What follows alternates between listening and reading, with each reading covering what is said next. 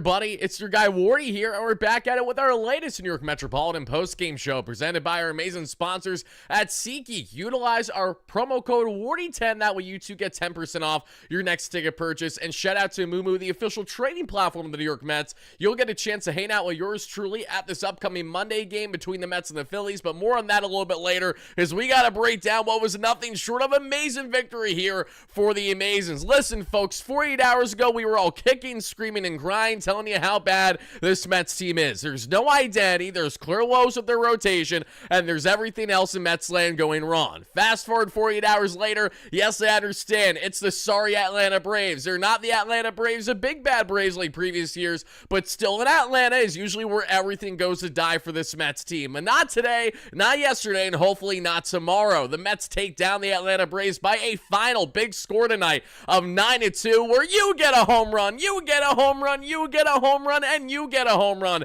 Everybody and their mother have themselves a hit parade yet again tonight for this Mets team, as both Jeff McNeil and Mark Vientos had not one but two ding-dongs on the night. So many fantastic plays with the bats, as well as the defense was star-studded. Thanks to the guys that we saw there, and Mr. Tyrone Taylor, what a beauty he looked today defensively. Brett Beatty looked gorgeous at the hot corner. There was a lot to like with the Mets defensive efforts in this one. The bullpen got the job done, did exactly what they needed to do, but the man who stepped up most today on the pitching end was undoubtedly Mr. Clay Holmes, everybody. We're going to break down Clay Holmes' final line later on in this one, but as you guys can see along with me, I actually do apologize. I realize I have the wrong graphic here. That's okay. This was how the ball game ended. However, offensively for this Mets team, there's a lot to love about it, obviously, and this doesn't even show Jeff McNeil and the great game that he had, because he was pulled because of the fact that he was playing so good. We might as well bring in a defensive replacement to end the ball game, but that's what you saw the Mets offense. And on the pitching end, everybody, Clay Holmes had himself a day.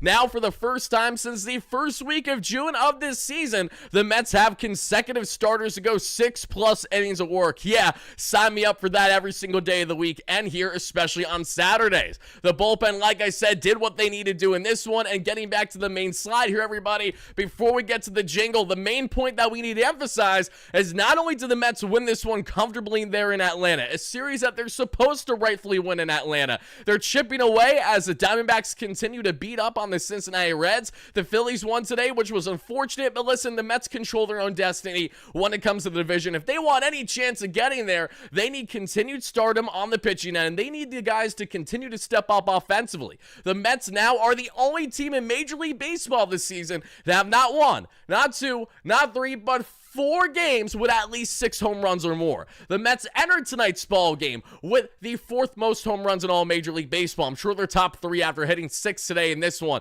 We're going to break it all down. We got my guy 11. Thank you so much for the $5 haul. Bring out the lobster. Oh, you know we're going to do the lobster. We got the dancey dance going, John. Don't you worry. We got my guy trying here now. That's the Vientos we remember. Mark EV continues to step up, guys, and I've been telling you guys this. You just need Vientos to play every single day, and good things are going to start to happen. I understand the context of who the Mets are playing right now. They got to do this against greater opponents, which is why the test this upcoming Monday against the Phillies is a huge stamp to say, what can this Mets team do? What can they do to change the narrative about what has been such a Jekyll and Hyde season, everybody?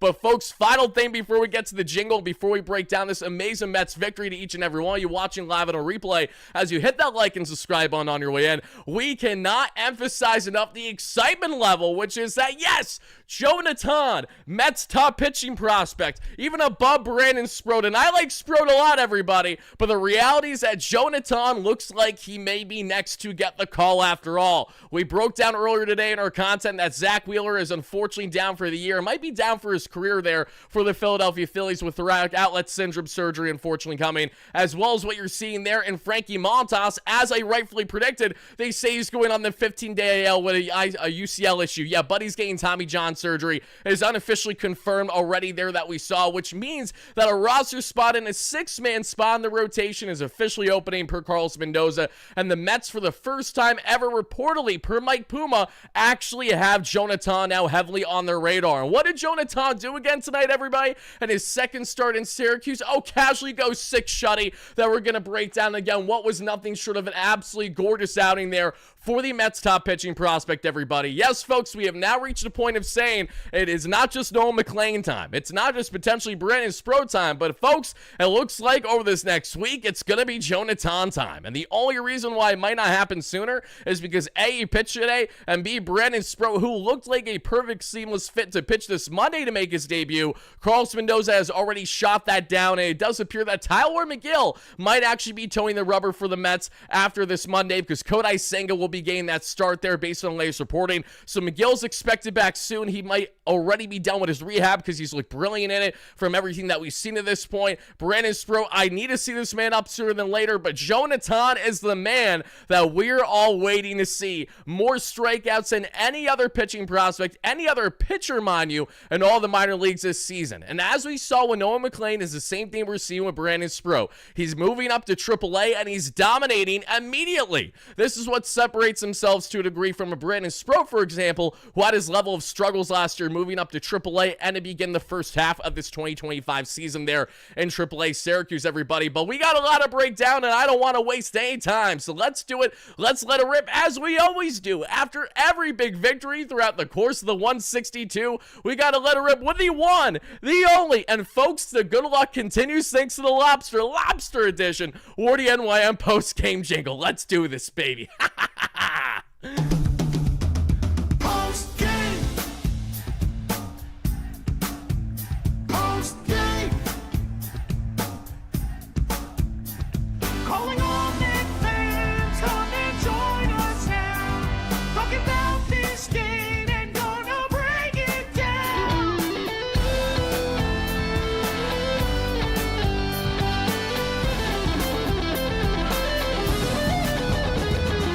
It's Mets post-game.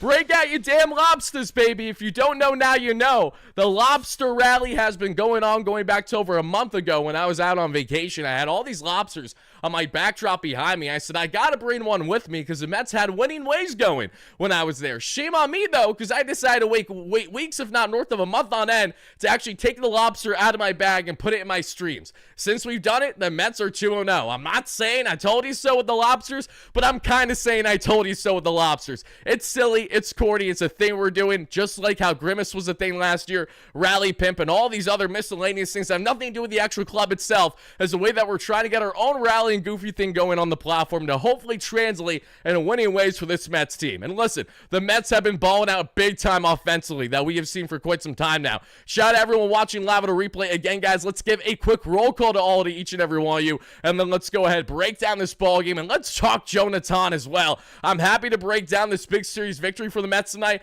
I'm really happy to get into Clay Holmes' rock-solid outing, the offense breaking out, the defense looking superb, but guys, I'm salivating at the mouth of the reality that Jonah Tong could be up with this Mets team in the coming days. That has me very excited, to say the least. We got our guy from Blue to Green official. Happy to have you in here, my friend. We got our guy Levin in the chat, great member. Rebecca, great member. Andres, great member. Dave Coffer, how are you? Michael Daughtry, how are you doing? Zach Flagden, Mets last 15 games, 313 average, 377 on base, 588 slug for a 965 OPS, 32 home runs, 87 RBIs, first in all of them. Love to see it. The bats are finally breaking out. It took them long enough. Took most of the season, but they're finally presenting themselves in the way we need them to. PB9, Wardy, can you get the Mets to get one of the lobster celebrations in the dugout? We got to do something there sooner rather than later. NYM 348, how we doing? Thank you so much, great members always. We got Dave Kaplitz, great members always. We got James Carroll, great member. Juan Escobar, Camp, how we doing? Stephen Kelly, great member. James, all you guys chiming in live at a replay. We got David Figueroa. We got Jonah in the chat as well. Not Jonah Tong, but close. Going up here, we got our guy Stephen K, great member. Silly Mazzilli, love the name as well. We got Eric Douglas, great member. We got Juliet, great member. We got Dave, as always, great member, friend in here. We got Angelo. We got Higgins. We got Bobby Bauer going up the list here. We got all you guys. We got DG Ranger. We got Eddie Cordero. Thank you so much for chopping in, great member. We got Jordy, great member. KC Royal, great member. How are you? Going up here. We got Mike Nixon, great member and moderator. We got Mr. Chicken. We got the Mac Dog, great member in here. We got Pixel in here. We got Bobby G in here. We're going up the list even further. JTB, how you doing, my guy? We got Chris Norton in here. We got mine. We got JoJo, great member. Everyone chiming in live at a replay. Thank you so much for taking the time.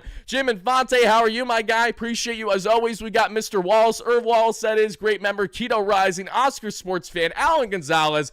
All you guys, Jedi Met, my guy, as always. Freddie, Lord, again, if I miss anyone, please don't take it personal. I'm just doing my best to answer as many of you amazing Mets fans as I can while we're doing this live, as we got a lot of breakdown. AJ, happy to have you in here as well. You guys are absolutely fantastic. I'm hyped up. I'm feeling good. All it takes is for a quick back-to-back dominant wins in Atlanta. It had me feeling like a kid in a candy shop. And I told you guys this, but the same way that I told you guys that this would feel good is the same way that I'm telling you right now that in order for the latest success for the Mets to not be fool's gold, they have to go out there and they have to ball out. They have to secure the series sweep tomorrow. It's a sorry Atlanta Braves. Make a statement. Then you have to go out and win 2 out of 3 at home against the Philadelphia Phillies before you have your second and final series there against the Phillies in a 2-week span or so when they're going to be in Philadelphia, I believe beginning September 8th or so. I will be in attendance for one of those games the same way that I will be in attendance, everybody, for the Mets' upcoming Monday game between themselves there and the Philadelphia Phillies. Listen up, thanks to our great friends,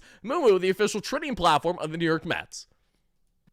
Mets fans, do you want to win free Mets tickets to an upcoming home game where you can hang out with yours truly there? Well, listen up, because all you need to do is become a new Moomoo customer. First, do the obvious, and that is downloading the Moomoo app, and you guys can do that with my unique link or the QR code that you see right beside me. And it's so simple as just signing up and depositing at least $1. Then, in the Moomoo app, search Mets in the search bar and go to the Moomoo Monday home screen. Then, all you have to do is claim your free ticket, and then you're going to take that to the Mets ticket booth there. That's third base side outside there at Citi Field. Go up and show them your Moomoo Monday voucher there in the Moomoo app. And that's it, everybody. You're set then to enter Citi Field and hang out with your guy Wardy, as I will be in attendance there for a watch party hangout there with all my Moomoo friends there in the community, and that'll be for August 25th, this upcoming Monday game between the Mets and the Philadelphia Phillies. Hope to see you guys there. Let's go Mets.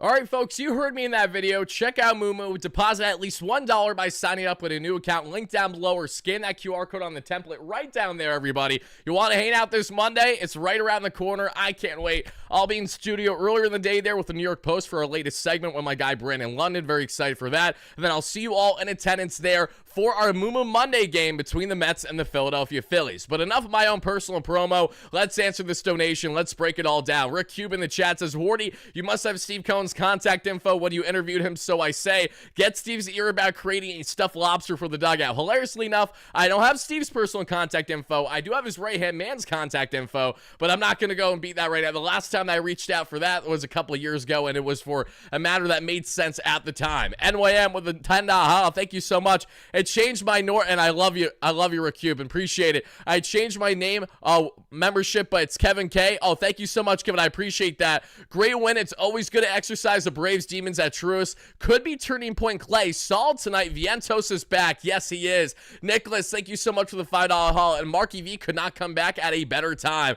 Boom, bats are hot. Keep the heater going. Swaggy V is coming back. You gotta believe. The defense today was amazing. Bats are hot at the right time. Yes, they are, my friend. Camp, thank you so much for becoming a member again. I really do appreciate that, my guy. Everybody, hit that like and subscribe button on your way and help us get to 250 plus likes to all of our live and reoccurring viewers. I really do appreciate it, guys. And now let's go ahead and let's break down what was an amazing victory. Again, a 6-homer game for this Mets offense, so they did not hold back by any stretch of the imagination. Xavier Gonzalez, great member of 7 months. Does this mean there's a chance for something this year? We'll just have to wait and see. Again, it's fool's gold if the Mets go ahead and lose their next 3 or 4 games. However, if they go ahead and continue the winning ways, then maybe, just maybe, they finally have something starting to cook here. Again, is it pissing me off that's taken this long in the season to figure it out? Yes, but it's always better late than never, everybody. So with that being said, let's get into this one, because as we saw to begin this ball game, everybody, we saw Mark Vientos get on there with a 2-out single after a Pete Alonso walk, but that's all she wrote there for the first inning.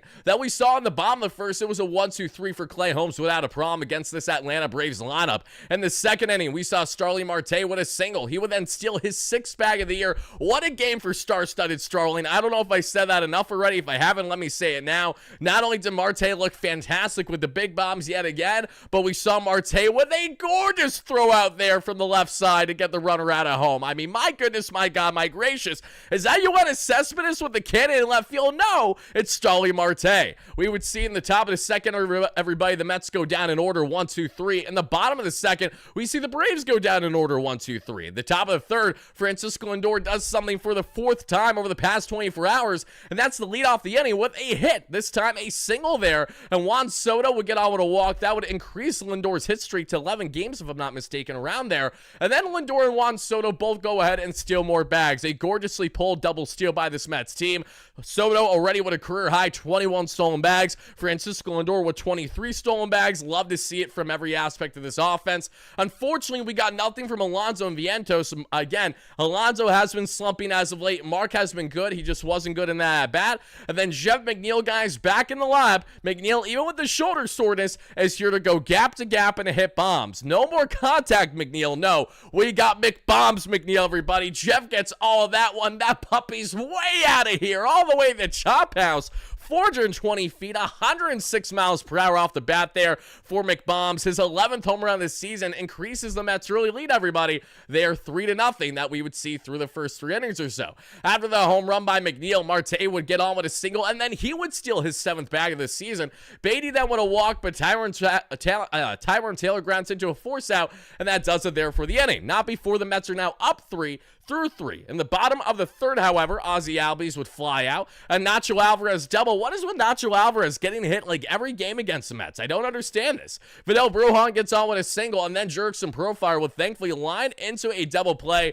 Great play there that we saw thanks to all hand, not only by the lineout, but Starling Marte with the absolute bomb of a throw. The cannon, no hesitation. It is zipped, it is out, and it is fantastic for the final out of the inning. Shout out to Marte. What an absolute cannon that was. A half inning later, guys, we see Lindor on yet again, this time with a one-out walk. Afterwards, the Mets do nothing, so we get to the bottom of the fourth, and Matt Olson leads off the inning with a walk himself. Ronald Acuna Jr. gets on with a walk, so the one thing that's really played a guy that we saw there, that being in Clay Holmes this season, has really been walking guys, which I know has been a problem with him in the past when he was that closer and that setup man for the New York Yankees. And speaking of the New York Yankees, everybody, you know how the Yankees just picked up Paul Blackburn because they love the Mets seconds? Well, Paul Blackburn did absolutely fantastic things for the Mets and for any fan that despises the Yankees today, and that was by allowing, I believe, 6 or 7 runs there against the Red Sox, as the Red Sox prove yet again as they will continue to be the Yankees' father. Love to see it. Shout out to the boys in Boston. Roman Anthony's looking like a stud. That Rafael Devers continues to age like a fine wine every single second. Shame on me for doubting it even for a second at this rate. They look like bandits right now, and the young guns in Boston, and I know my guy Robbie Hyde, are feeling absolutely ecstatic right now with what is happening there in the American League East. So guys, as we continue on there's 2 on for Mr. Michael Harris, and he would get on after review, so it's bases loaded there. Marcell Ozuna then with a sac fly makes it a 3-1 ball game. A Drake Baldwin ground out later, folks, and just like that, it is 3-2. The Mets are now only up by a run. How would the Mets go about this? What would they do, folks? Well, what they do here is that we see Starling Marte, star-studded Starling Marte, with a 2-out walk. Marte's already on for the 3rd time in this ball game in the first 5 innings. Love to see it. And then Tyler Kinley comes in after Cal Quantrill was not looking too hot there, and Brett Beatty would strike out to end the inning. In the bottom of the 5th, the Mets go down, Clay Holmes gets the Braves to go down in order. Then we see in the 6th inning, the Mets go down in order. In the bottom of the 6th, we would see a gorgeous 1-2-3 by Clay Holmes, headline by a even better catch, a greater die by Tyrone Taylor that you guys have probably seen in the highlights along with me there. Here it is right now. Perfect timing. What a play by TT. Love to see it. Brett the Hitman, too. More like Brett Gold Glove Beatty there at the hot corner today as well. Things you love to see, everybody.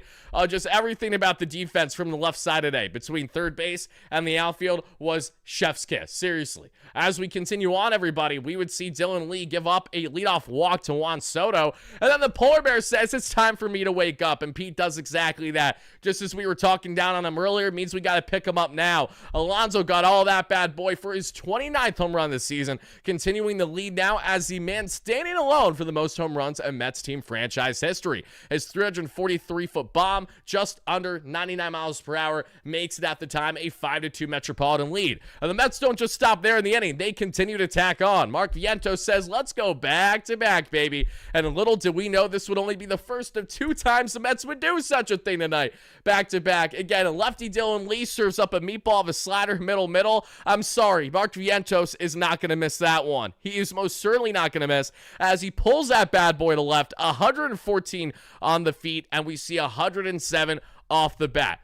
Absolutely fantastic work by Mark Vientos. The man is scorching hot right now, and he would get even hotter before the end of this ball game. His 10th home run this season increases the Mets lead 6-2. Then Starling Marte, then with his 8th home run this season, everybody, makes it a 7-2 ball game, everybody. Shout out to star-studded Starling. I did misspeak earlier. I said he got on 3 times in the first 5 innings. I may have been wrong. I know he got on at least twice because I was waiting for that Marte home run. I got my home runs confused because when you hit 6, naturally, they could be kind of jumping over one another as to what the order was initially. Nonetheless, everybody, in the bottom of the 7th, because we would see Clay Holmes begin the inning, believe it or not, Marcell Ozuna would strike out swinging. Drake Baldwin gets on with a single, and that does it there for Clay Holmes today. Ozzy Albies would ground out to Gregory Soto. Nacho Alvarez gets on with a walk, but then Sean Murphy swings and misses big time. A huge strikeout by Gregory Soto, who has yet to allow now a earned run in the first 10 innings or so that he's pitched at the level with the New York Mets here. When we talk about greatness, when we look at consistency today,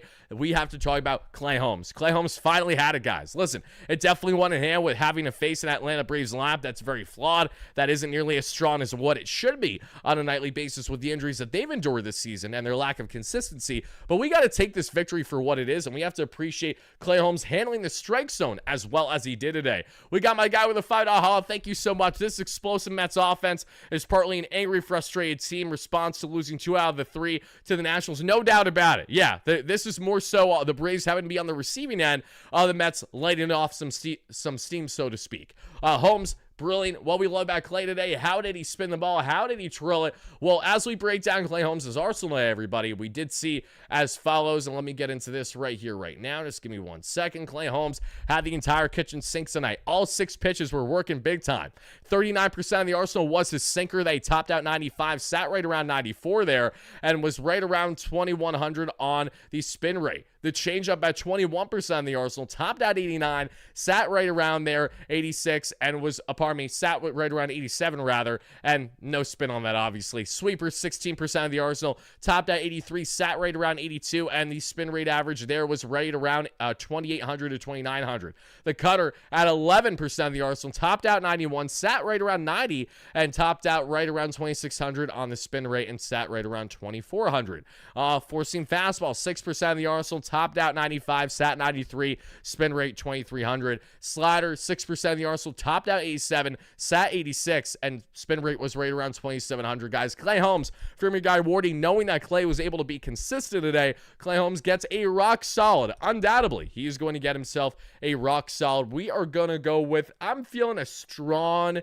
7 to 7.5 for Clay Holmes today is what I'm thinking right now. I'm going to go with a 7.5 for Clay Holmes. I don't think it's too much, and I definitely don't think it's too little. I think it's just right, like your favorite porridge there. If you know, you know. Shout out to the Bears, right? I'm going with 7.5 for Clay Holmes today. I thought he looked really good. You need to revoke that guy, Wands.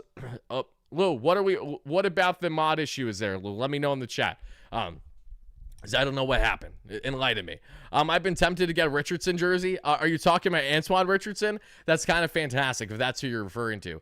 Mets first base coach and stud behind the base running. Yeah, I don't think that's a bad idea at all. But I'm going with 7.5 for Clay Holmes today. I think that's a very fair grade for him. I thought he was quality today. Again, he gave the Mets a start that they haven't had consecutively since the first week of June. So again, it's taken what feels like most of the summer, but finally the Mets are finding this slight little thing called length. And yes, I know the bar's low. The bar is as low as just getting 6 innings or more, and that's deemed as a lengthy outing from your starter. But we're certainly going to take that over the constant outings of 4, 5 innings of work. We need something more on the stable front there. So I'm really happy to see that.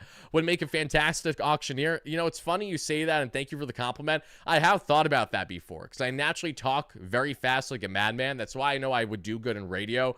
Or again, if I could figure it out and not get too tongue-tied on the auctioneer. I was just at a Mecum car show a couple weeks ago with my dad, and you know, just seeing the way that it rolls off the tongue for them, I don't know if I can do that. I feel like I'm going to trip over my words. My little lisp is going to be really pronounced. I'm just not going to be able to make it happen. But it's a fun thought. Maybe it's something I do as a side gig down the line. Appreciate the compliment there.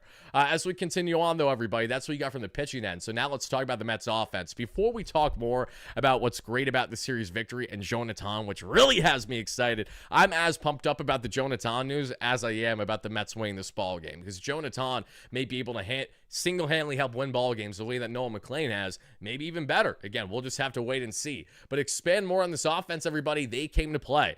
Just a day or so removed after the Mets had themselves 21 hits, we see the Mets tonight have themselves 11 hits to the Atlanta Braves 5, but a clear difference that we see in the runs and the total of getting those guys in. We see Francisco Lindor, a 1-for-4 game with the runs scored, a 265 average, and a 798 OPS. We see Juan Soto, a 0-for-3 game with 2 runs scored, 249 average, 883 OPS. Pete Alonso, the polar bear, 1-for-4 with the bomb, 2 RBIs, 262 average, 856 OPS. Mark Vientos, 3-for-5 there with not 1 but 2 ding-dongs, everybody.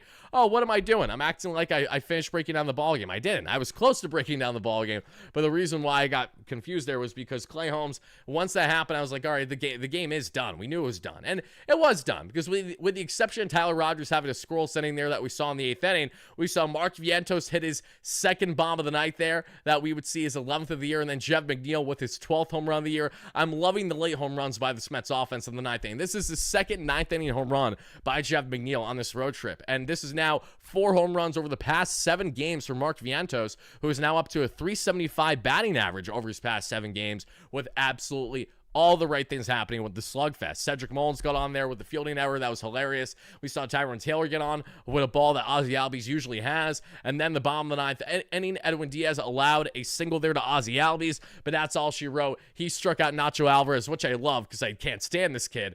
He would strike out Sweeney as the final batter of the ball game. So that's how you got this Mets victory to 9-2 to be the final. Now, to go back to the offense, as I was just stating, everybody, it wasn't just one time, but 2 times the Mets had themselves back-to-back home run hitters. That's what I love so much about what we got today, including not only what we saw Mark Vientos, who again went 3-for-5 with the 2 bombs, 11 home runs down the season for Mark. We're going to take that for what it is right now, a 238 average and a 688 OPS. Finally, he's going to get to 700 and then hopefully 800 before the season then ends if he can stay this hot. Jeff McNeil, 2-for-5 with the 2 bombs, 4 RBIs, most RBIs on the day, tying Juan Soto's RBIs as Soto had 4 a night ago there. So we see McHits today, 261 average with an 813 OPS. We then see Ronnie Mauricio coming as a defensive replacement for him for the final inning or so of the ball game, going from second base to third base. Marte, great game. Not only was he great defensively today, which is crazy to say, but Marte was brilliant with the bat. 3-for-3 that we saw there and had a walk. So he did get on base 4 times today. Love to see that from star-studded Starling Marte,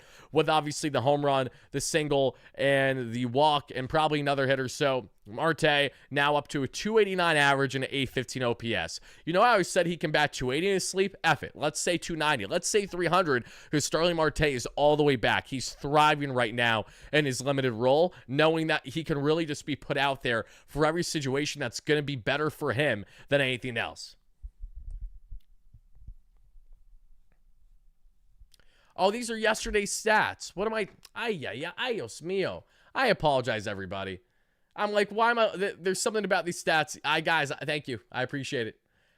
That's annoying. What annoys me most about the stats being wrong here is the fact that I had everything prepped ahead of time before the show got going. Sometimes I'm usually running a smidge late because I'm finishing my editing and stuff. And then the one time that I feel like I have ample time, I'm showing the wrong stats. I apologize for that. Just disregard what you were seeing in the stats and just listen to the stats that I'm relaying now. So going back from the top, we'll do it one more time, everybody. Thank you guys again for those donations. I will get to them in just a second because I want to make sure that no one's too confused here. Again, Lindor, 1-for-4 with the run scored, 265 average, 798 OPS. Juan Soto, 0 for 249 average, 883 OPS. Pete Alonso with the bomb, 262 average, 856 OPS. Vientos with the 2 bombs, 238 average, 688 OPS. We saw Jeff McNeil, 2 bombs, 4 RBIs, 261 average, 813 OPS. Star-studded Starling Marte, 3-for-3 with the bomb, 289 average, 815 OPS. Cedric Mullins, who went 0-for-1, 230 average, 730 OPS. Brett Beatty, nothing from the hitman today, but his defense looked good, 246 average, 743 OPS.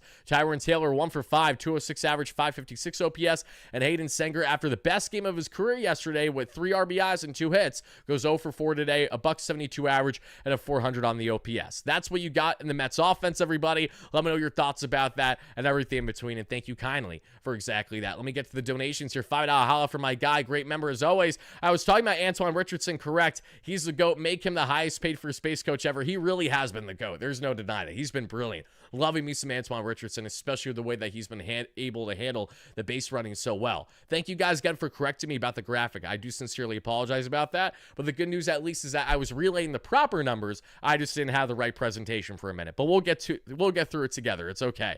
Darren Rivera, great supporter as always with a $5 holla. What do you pitch to contact and limit walks so you get great plays behind you because players are on their toes? Absolutely. Couldn't have said it better. And the Mets have been getting great plays in every aspect of their roster right now. You know, the bullpen, again, got the job done. Wasn't sexy, just did what they need to do. Gregory Soto gets a couple quick outs. Tyler Rogers there has a scroll sitting, which is more of what the Tyler Rogers that we signed up for versus what we saw the past couple outings. Edwin Diaz got the job done for a man who hasn't pitched in literally a calendar week or so. So we're going to take all that. Absolutely, everybody. So now that we talked about the brilliance that was the Mets pitching today, as well as the Mets offense, let's rehash this series as a whole right now as they get set for their series finale tomorrow and look for this series sweep. And what I have to say is, listen, again, as I've been relaying the past number of days now, what the Mets have been doing lately is awesome. I'm really happy to see that, but it needs to continue. And I'm not saying that it needs to continue, that they need to blow the doors off every opponent that they face, but they need to win games consecutively. They need to show that they actually have the ability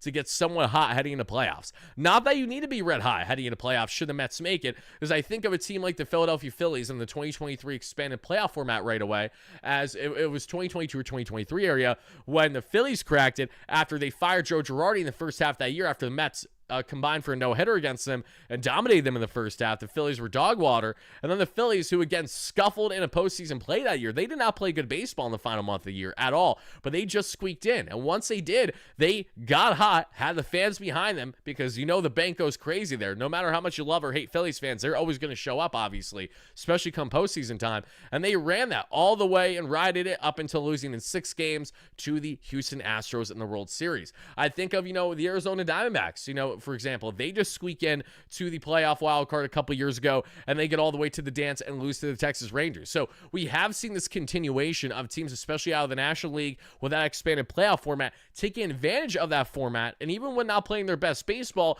just getting something to click, just turning something on, and then bam, right away, we have ourselves a Mets team that actually looks like they might be able to do some damage in postseason play. I do love the idea of riding the playoffs with momentum, though, and that's why I think of the 2015 Mets, for example, right? The 2015 Mets, post-trade deadline, Wilmer Flores crying his eyes out. Yoenis Cespedes becoming the absolute captain of this team right away outside of David Wright when it comes to the offensive upside, at least. And right away, we saw this team get on a run that was magical, so contrasting from what the Mets were in the first half of that 2015 season. And they took that great momentum in the second half in the final month of the year or so, and they rode that big time heading into postseason play, and that's what helped them get all the way to the dance and unfortunately falter there to the Kansas City Royals. Well, the point is that momentum really was a step in the right direction for them. So I really hope that when it comes to the Mets and their continued ways, that obviously continues, goes without saying, and they needed to if they really want to sell the fans, including myself, to say, hey, this Mets team right now is legit and we should be buying in on them right now versus thinking that what's happening is fool's gold. Thank you guys again so much for the donations, and hitting that like and subscribe on your way in. Let's see. As we continue on, everybody, I want to know all your key reactions and thoughts here to the latest in Mets land, because now, guys, without further ado, let's go back to what I was stating earlier in regards to what is inevitably going to happen now. It really feels like it's going to happen over this next week with the 6-man rotation spot opening per Carlos Mendoza and Mike Puma of the New York Post. Guys, you guys can take a look along with me. Jonah Tong, how did Jonah Tong fare in his latest outing for AAA Syracuse? Well, I'll let you guys be the judge. 6 innings, 5 hits, 1 walk, 0 earned runs, 8 strikeouts, 88 pitches. Kind of decent if you ask me, guys. It's almost like Jonah Tong has been looking jaw-droppingly good, and he has yet to allow a run in his first, how many?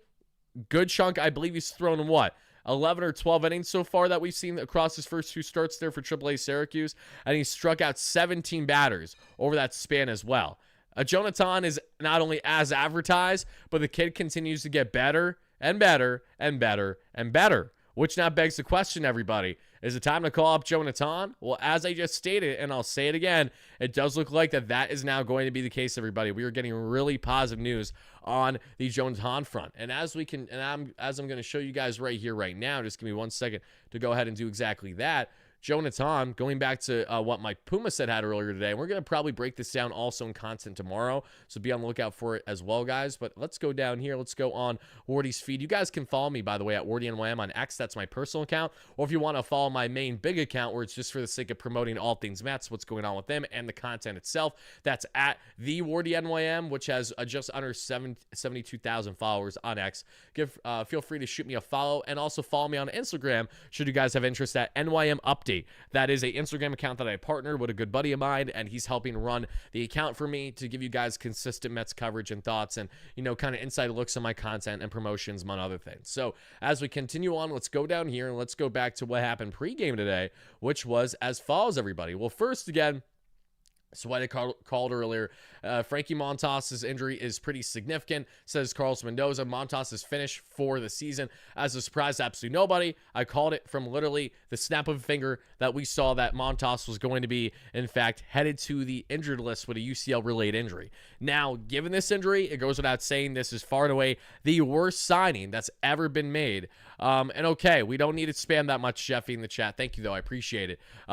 As we continue on, guys, what I love so much is the fact I don't love the injury to happen, but I knew this was going to happen, I guess, is simply what I'm trying to summarize here. We all knew it was going to happen as soon as they said it was UCL related. Now it's without question the worst move that David Stearns has ever made as a Mets Pobo thus far. Learning experiences, again, it is what it is. You're not going to be great every single time with your decisions, and unfortunately the Mets have actually missed more than they actually hit in regards to their offseason acquisitions to a degree. You could rightfully argue that with so many guys with such prolonged injuries. I mean, Nick Madrigal out for the entire year, first play makes in spring training. Jesse Winker is not going to pick up a bat again and play any meaningful games for the Mets until early postseason at this current rate. Jose Siri has been out for the vast majority of the season. He's only played 10 games this year before going down with a broken leg injury for the most part. Paul Blackburn injured for the majority of the season and then DFA'd.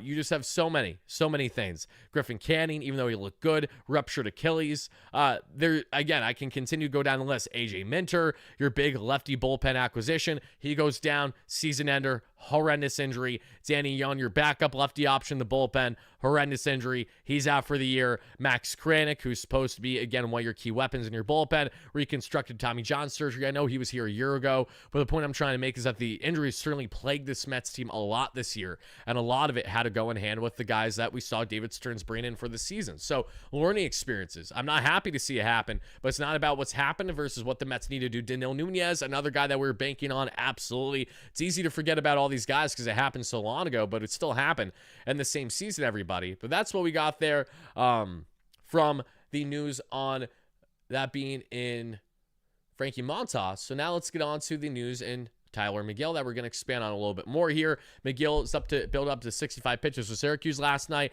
and it looks like that there's a solid shot that he will not even be in Syracuse again for his next outing. So I'm kind of expecting Tyler McGill back at some point over the next week. But now the conversation has begun with Jonah Tong, and not a slight on Tyler McGill, but Jonah Tong still has more upside to bring for this Mets team right now. If we're debating between who should be given an opportunity to get a start for the Mets next, I'm sorry, it undoubtedly needs to be Jonah Tong. Because as brilliant as McGill has looked in his rehab, McGill in his rehab still hasn't looked as good as what Jonah Tong has looked at the Syracuse level. That is how good Jonah Tong has looked this season, has continued to. So as Mike Puma states here, the wind has shifted in the Mets organization in recent days regarding Jonah Tong. His name is entering the conversation for this season. He is scheduled to pitch tonight for Syracuse. So what does that mean, everybody? It means that six-man rotation spot is going to be one of Brandon Sproat, Jonah Tong, or Tyler McGill. And Jonah Tong really looks like he not only has the highest upside here, but a guy that can come in and do serious damage for this Mets team right away.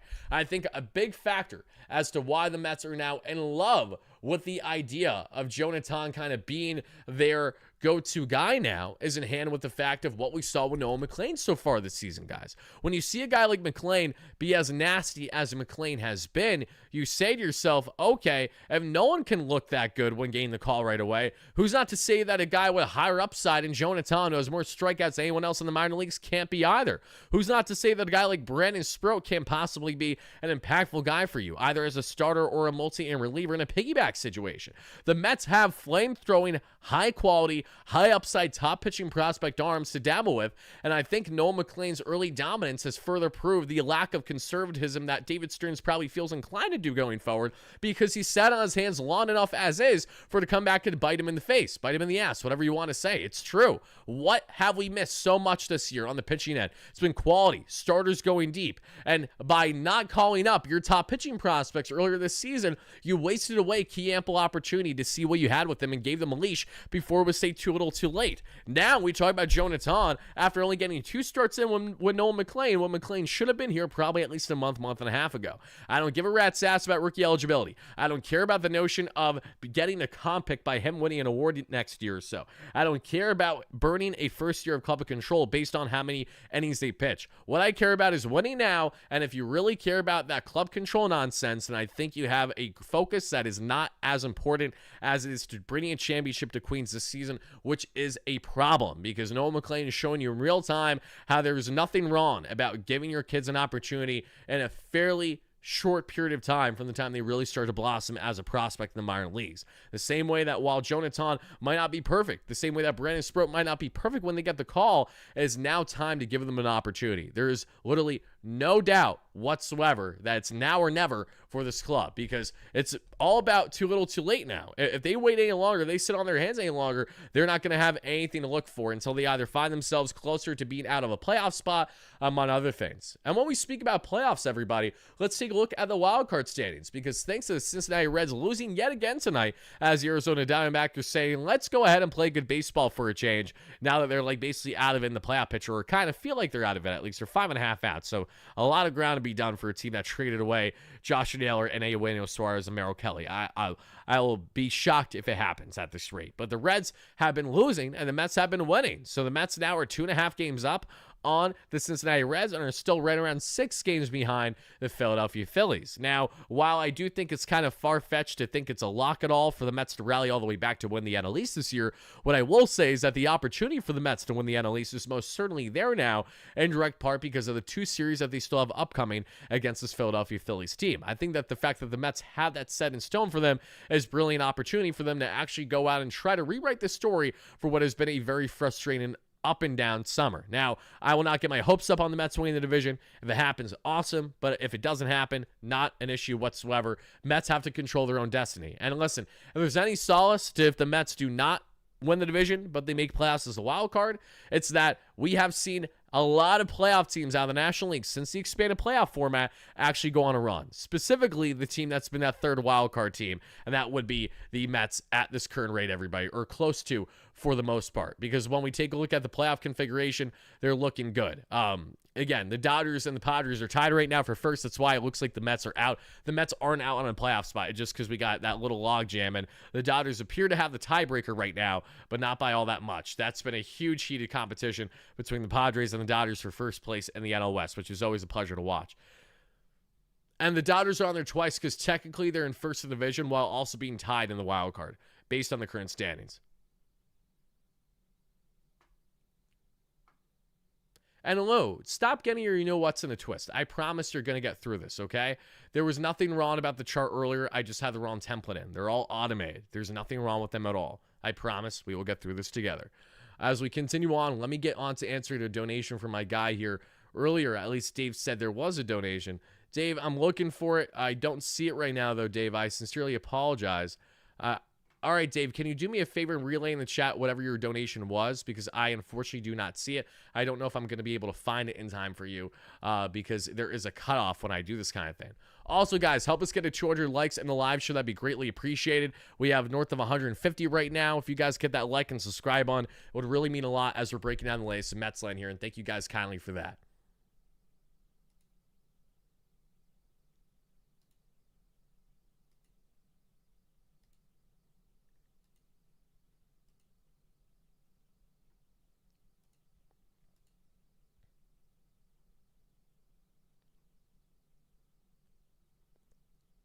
Hold on, I'm going up. I'm trying to find it.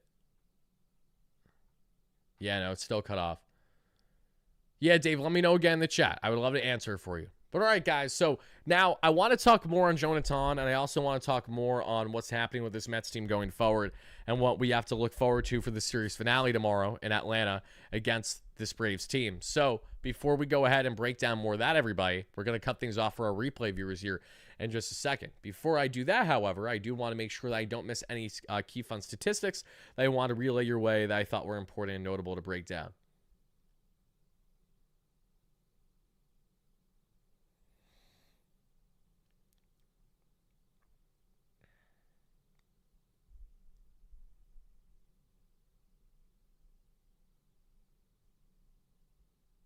Yeah, no, we're good. All right, guys. So let's continue on the live show. Let's talk more about Jonah Tong, the prospect of him versus Brandon Sproat, Tyler McGill, all the upsides versus downsides that they bring, as well as everything else happening in Mets land. Everyone watching live, let's continue answering your comments, questions, and concerns. And everyone watching on replay, thank you so much for hitting that like and subscribe on your way out. Thank you again so much for watching. As always, no matter what, let's go Mets, baby. Peace out.